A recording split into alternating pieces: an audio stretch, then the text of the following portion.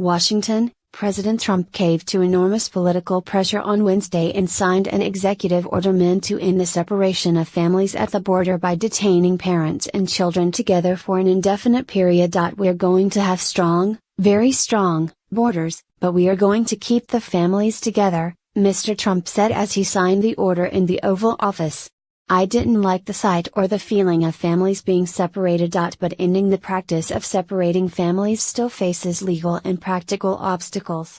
A federal judge could refuse to give the Trump administration the authority it wants to hold families in custody for more than 20 days, which is the current limit because of a 1997 court order. And the president's order does nothing to address the plight of the more than 2,300 children who have already been separated from their parents under the president's zero-tolerance policy. Federal officials said those children will not be immediately reunited with their families while the adults remain in federal custody during their immigration proceedings. "There will not be a grandfathering of existing cases," said Kenneth Wolf, a spokesman for the Administration for Children and Families, a division of the Department of Health and Human Services. Mr. Wolf said the decision about the children was made by the White House, but he added, "I can tell you definitively that is going to be policy." The president signed the executive order days after he said that the only way to end the division of families was through congressional action because you can't do it through an executive order.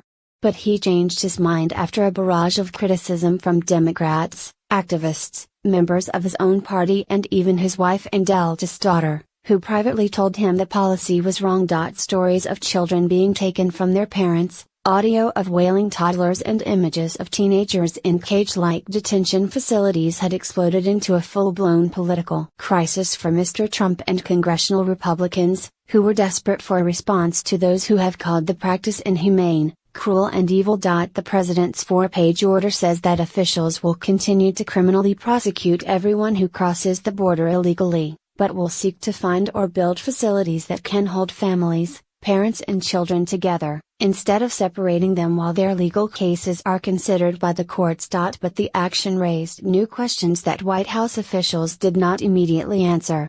The order does not say where the families would be detained. And it does not say whether children will continue to be separated from their parents while the facilities to hold them are located or built. Officials on a White House conference call said they could not answer those questions.